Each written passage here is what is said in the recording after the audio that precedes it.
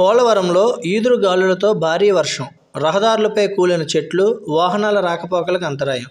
పోలవరం మండలంలో బుధవారం మధ్యాహ్నం ఉరుములు, మెరుపులు, ఈదురుగాలులతో కూడిన భారీ వర్షం కురిసింది. ఈదురుగాలులకు రహదారులపై చెట్లు కూలి వాహనాల రాకపోకలకు అంతరాయం కలిగింది.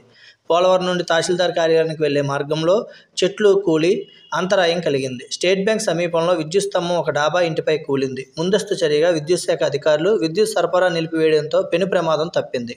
పోలవరంలో తహసీల్దార్ కార్యాలయానికి వెళ్లే రోడ్డు మార్గంలో 7 చోట్ల విద్యుత్ స్తంభాలు నేలకూలాయి. కొత్త నూతనగూడెంలో రేకుల షెడ్డుపై చెట్టు కూలింది.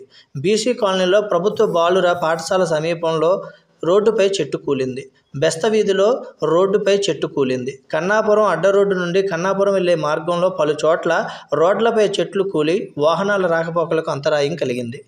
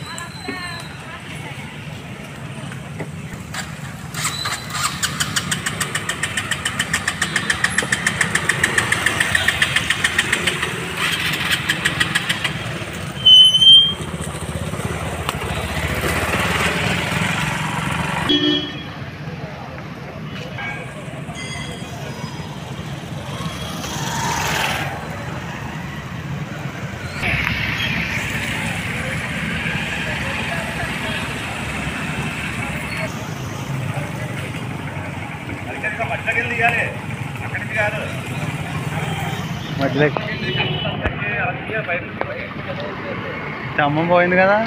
ఏమైపోయింది పోలు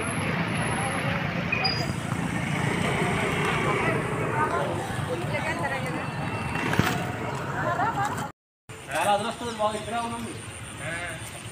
అది ఆ కొమ్ము ఇదో పడిపోయింది కట్టుకొని పడిపోతాం మొత్తం ఇక ఆ చివరి కూడా లాగేసి ఏంటిది చాలా పెద్ద. సరే లేదు అని చెప్పేసి ఇలా చేస్తారా మీరు? మీ పార్టీ తెప్పించాం మా మీద తెగి వెళ్తే పడదాం చంద్రబాబు.